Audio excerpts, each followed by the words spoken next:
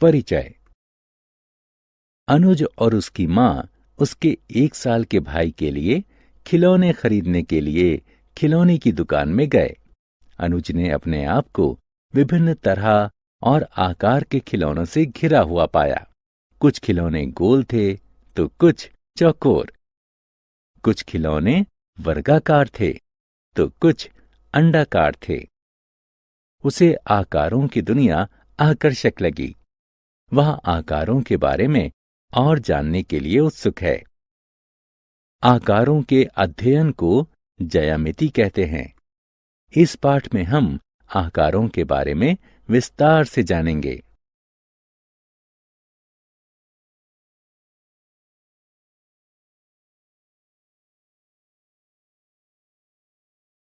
आओ सीखें। रेखा, रेखाखंड और किरण को परिभाषित करना। रेखाखंड को मापना। वृत्त बनाना। प्रतिबिंब को परिभाषित करना। सरकने, पलटने और घूमने के बीच विभेद करना। किसी वस्तु के समतल, उन्नत और पृष्ठ दृश्य के बीच विभेद करना। रेखा, रेखाखंड और किरण। रेखा किसी सीधे पथ पर बिंदुओं का समूह होती है। 2 बिंदु बनाइए, उन्हें मिला दीजिए। इसका परिणाम एक सीधी रेखा होगी। रेखा में कोई अंत बिंदु नहीं होता। ये दोनों सिरों की तरफ अनंत दूरी तक बढ़ाई जा सकती हैं। रेखाखंड रेखा का भाग होता है। इसमें 2 अंत बिंदु होते हैं। इसकी लंबाई निश्चित होती है और इसे बढ़ाया नहीं जा सकता। किरण भी रेखाखंड की तरह रेखा का एक भाग होती है। हालांकि इसमें सिर्फ एक अंत बिंदु होता है, अतः इसे एक सिरे की तरफ अनंत दूरी तक बढ़ाया जा सकता है। किरण का सबसे प्रचलित उदाहरण है सूर्य की किरणें। रेखाखंड को मापना। आइए सेंटीमीटर स्केल की सहायता से एक रेखाखंड को मापें। एक रेखाखंड खींचिए जिसके अंत बिंदु P और Q हों। स्केल के शून्य स्थान को ठीक बिंदु P के बराबर में रखें। देखिए कि बिंदु Q स्केल की किस संख्या के सामने है। Q संख्या 6 के सामने है। संख्या 0 और 6 के बीच 6 सेंटीमीटर की दूरी है। इसका अर्थ है कि रेखाखंड PQ की लंबाई 6 सेंटीमीटर है। वृत्त। यहां बहुत सी वस्तुएं हैं। एक चूड़ी, एक पहिया, एक फ्रिज, एक बिस्किट और एक पिज्जा। इन सभी में एक चीज सामान्य है और वो चीज है इनका आकार। ये सभी आकार में वृत्ताकार हैं। इनमें से प्रत्येक वस्तु एक वृत्त है।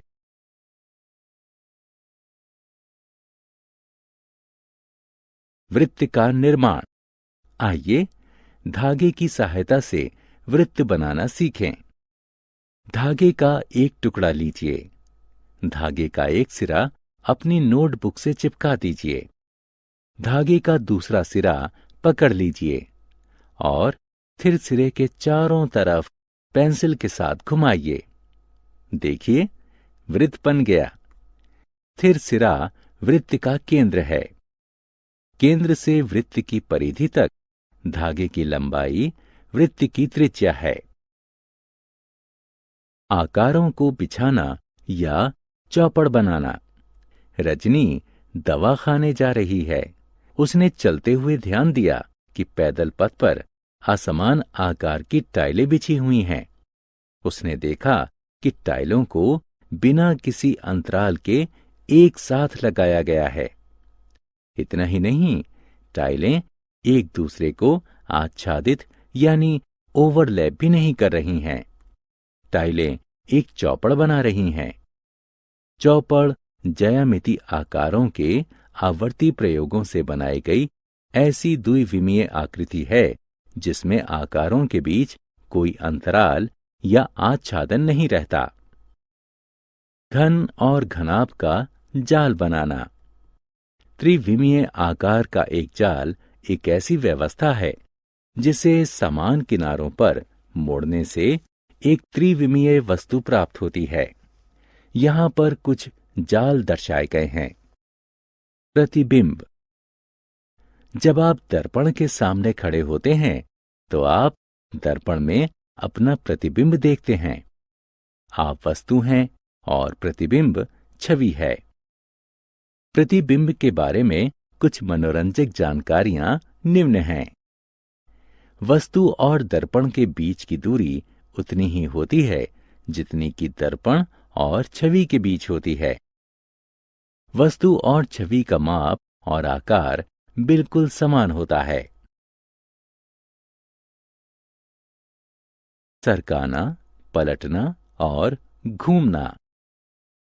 आपने अपने दैनिक जीवन में सरकना और पलटना शब्द का बहुत बार प्रयोग किया होगा। आइए देखें कि गणित में इनका क्या अर्थ है।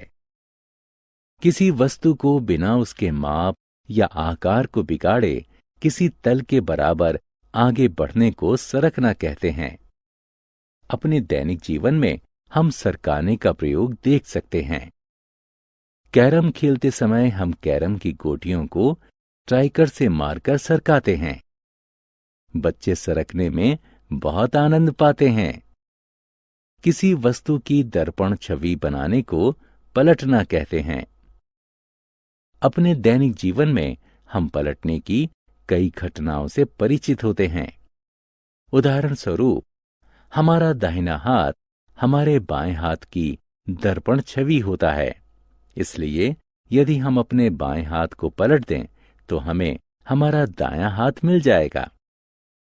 इसी प्रकार दाएं पैर की चप्पल बाएं पैर की चप्पल की दर्पण छवि होती है। सरकने या पलटने से वस्तु का माप या आकार नहीं बदलते। एक सादी आकृति का एक निश्चित बिंदु के चारों तरफ चक्कर लगाना घूमना कहलाता है। दैनिक जीवन में घूमने का उदाहरण है पवन चक्की। समतल, उन्नत और पृष्ठ दृश्य। किसी वस्तु का ऊपर से देखा गया दृश्य उसका समतल दृश्य कहलाता है। किसी वस्तु का सामने से देखा गया दृश्य उसका उन्नत दृश्य कहलाता है। किसी वस्तु का बगल से देखा गया दृश्य उसका पृष्ठ दृश्य कहलाता है। इस अलमारी को देखिए, यह अलमारी का समतल दृश्य है।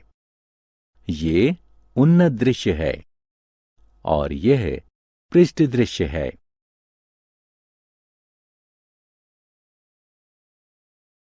हमने क्या चर्चा की?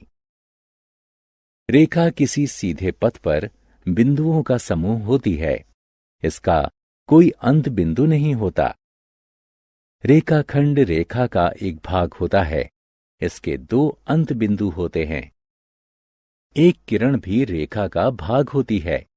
इसका सिर्फ एक अंत बिंदु होता है। चौपड़ ज्यामिति आकारों के आवर्ती प्रयोगों से बनाई गई ऐसी द्विविमीय आकृति है जिसमें आकारों के बीच कोई अंतराल या आच्छादन न रहे। त्रिविमीय आकार का एक जाल एक ऐसी व्यवस्था है जिसे समान किनारों पर मोड़ने से एक त्रिविमीय वस्तु प्राप्त होती है। किसी वस्तु को बिना उसके माप या आकार को बिगाड़े किसी तल के बराबर आगे बढ़ाने को सरकाना कहते हैं। किसी वस्तु की दर्पण छवि बनाने को पलटना कहते हैं। एक सादी आकृति का एक निश्चित बिंदु के चारों तरफ चक्कर लगाना घूमना कहलाता है। किसी वस्तु को दिखाना ऊपर से समतल दृश्य कहलाता है, सामने से उन्नत दृश्य कहलाता है, बगल से पृष्ठ दृश्य कहलाता है।